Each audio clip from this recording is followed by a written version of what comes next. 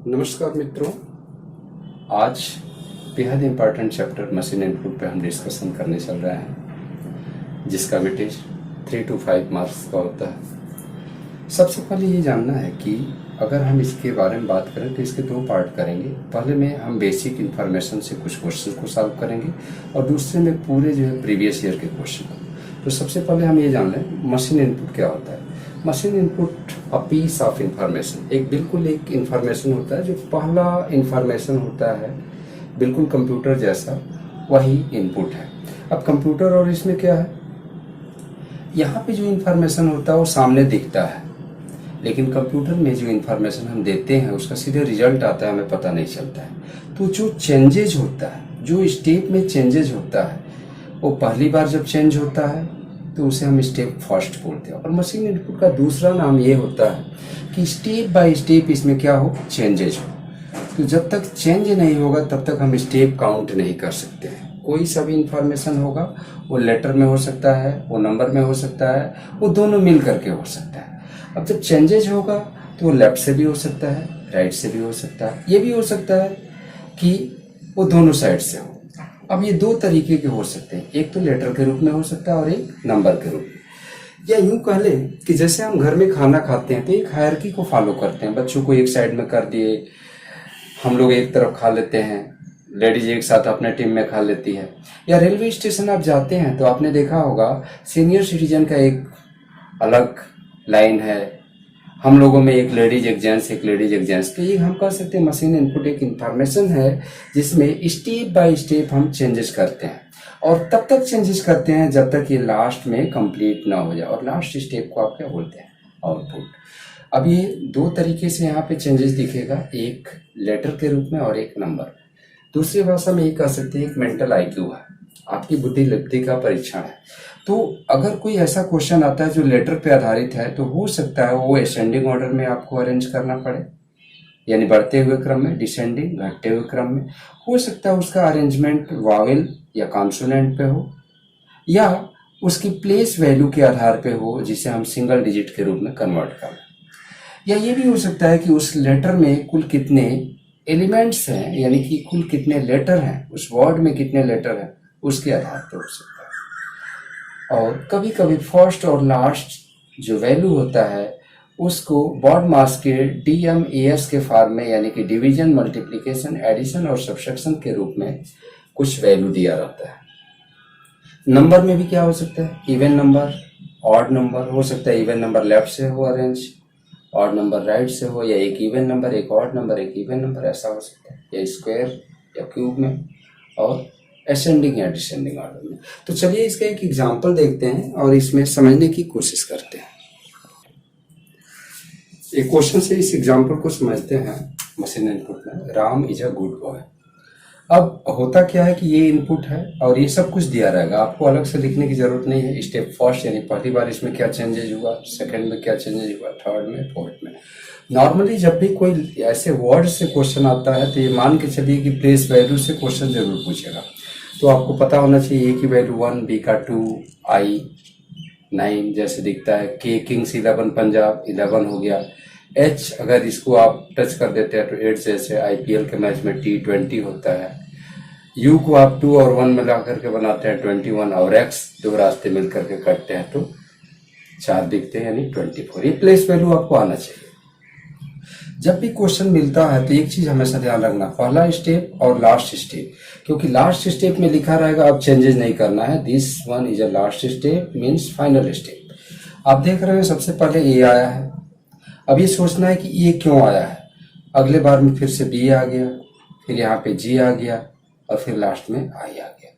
थोड़ा सा ध्यान रखना है, जो हम अरेंज कर रहे हैं, अरेंज करते समय जो एलिमेंट पहले से है उसकी हम काउंटिंग नहीं करेंगे और ना ही हम अरेंज करेंगे, उसकी काउंटिंग नहीं करेंगे। अब आप देखो सबसे पहले ए की वैल्यू 1 होता है, बी का 2 होता है, जी का 7 होता है, ये I 9 होता है और R 18 होता है। बढ़ते हुए क्रम में कर रहा है तो सबसे पहले ए को लाया है, जिसको लाया है उसको आपने कट किया और इसमें आपने नोट कर लिया, ऐसे क्वेश्चन आएगा। तो हम कैसे पढ़ेंगे, a Ram is a good boy. अगले बार में अब ए के बाद देख रहे हो कि आप इसको इधर लाया है, उसके बाद क्या लाएगा, बी को, तो बी को लाया, ये बढ़ते हुए क्रम में ऐसे चल रहा है, तो ए के बाद क्या आ गया, बी, यानी ए बॉय, पूरा ज्यों कहते हो वैसे ही उतार लेते हैं। अब अगर बॉय आ गया तो बचा क्या, Ram is good, Ram is good, ऐसे ही ए बॉय। अब अगले बार गुड आ गया तो a boy good Ram is. अगले बार आप देख रहे हैं कि राम और इज में पहले क्या आना चाहिए, इज आना चाहिए, क्योंकि आई की वैल्यू 9 होती है, तो ए बॉय गुड इज। और राम को अब ये नहीं कि अगले स्टेप में हम काउंट करेंगे, क्यों, क्योंकि आर ऑलरेडी वहां पे एग्जिस्ट कर रहा है, इसलिए इसकी काउंटिंग नहीं होगी। अब इसके बिहाफ पे अगर कोई क्वेश्चन आता है तो हम क्या ट्रिकी अप्रोच करें जिससे कि जल्दी से क्वेश्चन कर लें।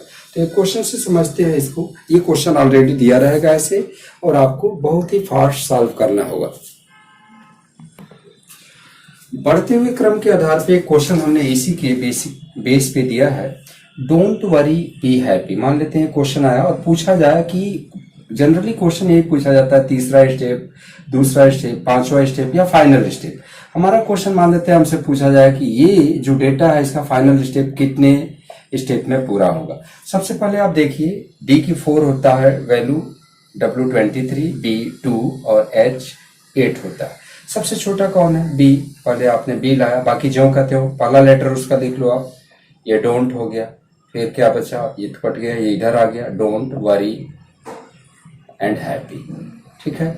अगले बार आप बी के बाद, यानी कि बी से बड़ा क्या होता है, डोंट होता है, लेकिन ये तो ऑलरेडी एग्जिस्ट कर रहा है, यानी कि बी के बाद डोंट, जो ऑलरेडी है इसकी काउंटिंग नहीं करते, डोंट।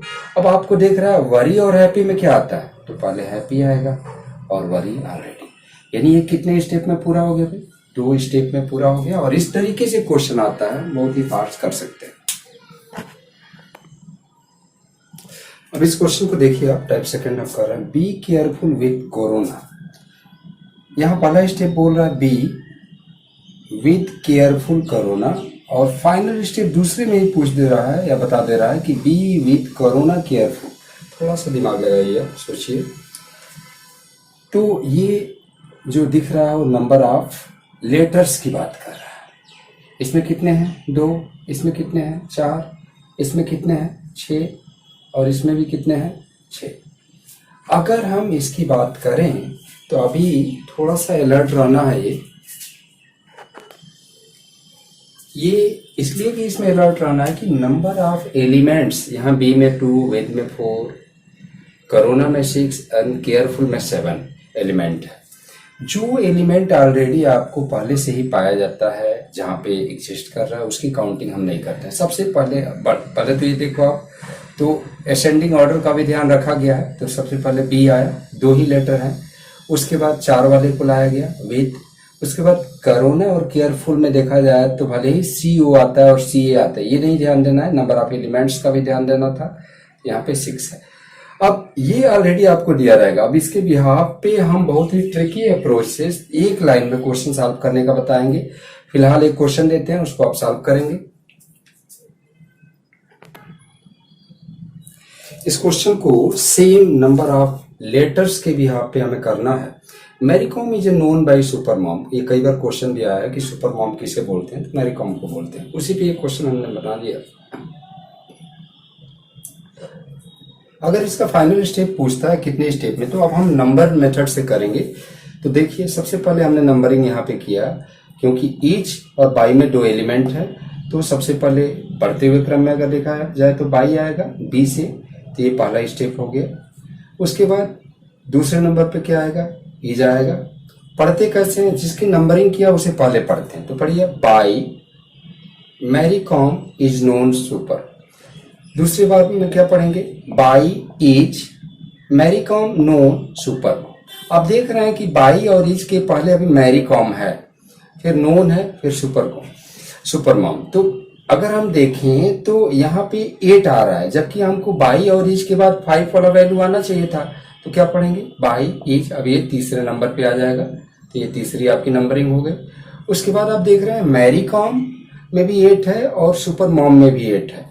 तो हम पहले नंबरिंग क्या करेंगे, MA और S। तो पहले M आता है, तो हम इसकी नंबरिंग नहीं करेंगे, क्योंकि दोनों में एलिमेंट क्या है, सेम है, और ये 3 स्टेप में क्या हो जाएगा, ये पूरा हो जाएगा।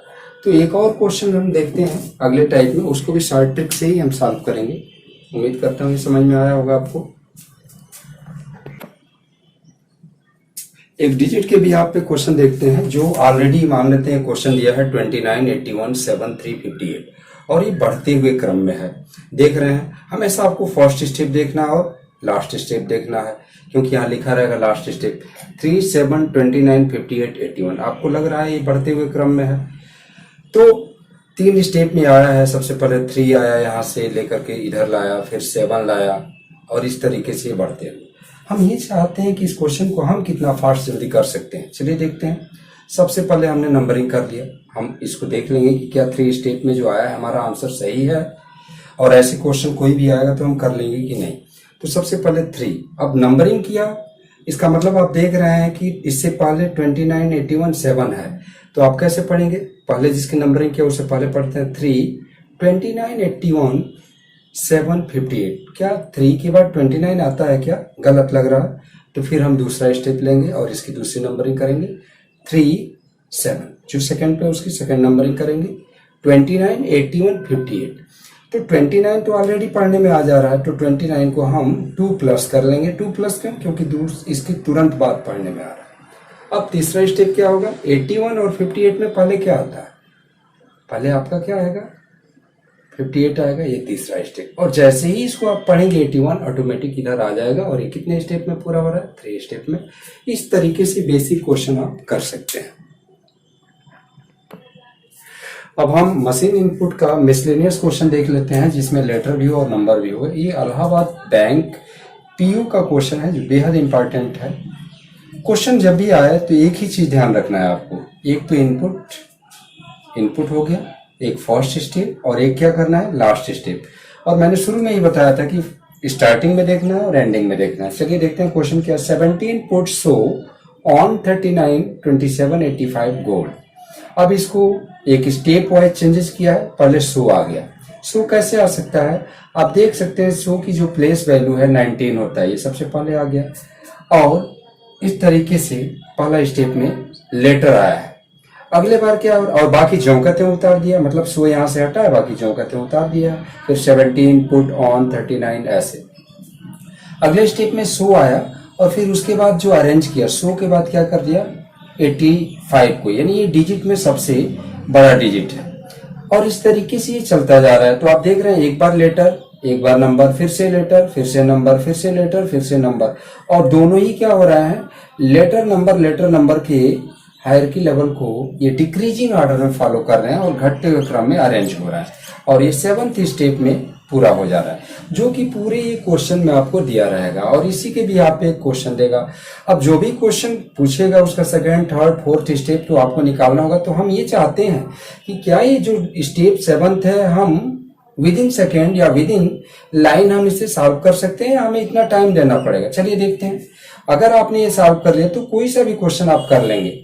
तो सबसे पहले आपको ये देखना था लास्ट स्टेप में कि लेटर आया है, तो लेटर को आपने क्या किया? पहले स्टेप पे कर दिया, इसको कट कर दिया। अगले बार में आया है आपका 85, यानी कि डिजिट के लिए गए, और ये दूसरा। तो पहला स्टेप हम पढ़ेंगे क्या? सो 17, इसको पढ़ लिया, और फिर बाकी ज्यों कहते हो। सेकेंड स्टेप में क्या होगा? सो के बाद 85, यानी कि सो 85 एक साथ, फिर 17 पुट ऑन 39, 27 गोल्ड। थर्ड, अब लेटर भी हो गया, नंबर भी हो गया। अब बारी किसकी है? लेटर की। तो सो से छोटा लेटर क्या है? पी, यानी कि 16 होता है। ये तीसरे पे आ गया, इसका भी हमने कट कर लिया। तो आप देख रहे हैं तीसरा स्टेप क्या हो जाएगा अब आपका?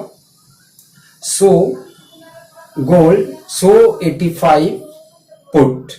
अब इसके बाद डिजिट आना चाहिए, तो डिजिट यानी कि क्या? 85 से कम, तो 85 से कम कौन सा है? 39, ये फोर्थ पे हो गया। अभी भी ये बीच में अवरोधक के रूप में, यानी कि एक बैरियर का काम कर रहा है। तो अब इसके बाद आप क्या करेंगे? 85, 39 अरेंज हो गया है। अब लेटर की बारी थी, तो लेटर ऑन आ जाएगा, 5वें नंबर पे आएगा ये। उसके बाद आप देख रहे हैं अभी भी 17 है, 27 गोल्ड। अब आप देखते हैं तो छठे स्टेप में यानी कि डिजिट की जरूरत होगी, वो 27 आएगा। और जैसे ही आपने 27 पढ़ा तो यहाँ पे 17 भी है, इसे छोड़ देना है। आपको लेटर चाहिए, क्योंकि 2 डिजिट एक साथ नहीं आ सकता है। और सातवें में ये गोल्ड आएगा, और 17 लास्ट में चला जाएगा और इस तरीके से ये 7 स्टेप में पूरा होगा।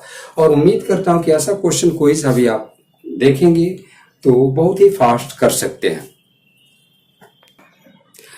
एक और इसमें एक बेहद इंपॉर्टेंट जो चीजें बचा था उसको भी हम बता दें, क्योंकि अगला जो सेकंड पार्ट होगा सिर्फ हमारा प्रीवियस पेपर होगा, चाहे वो आरआरबी का हो, एसबीआई का हो, आईबीपीएस पीओ क्लर्क, जो भी जिसमें भी आए। एक और चीज आता है, जब भी किसी क्वेश्चन में आपसे पूछा जाए और उस क्वेश्चन में पूछा जाए कि उससे पहले का स्टेप क्या होगा, तो आपका सिर्फ एक ही आंसर आता है। और वो आंसर क्या आता है?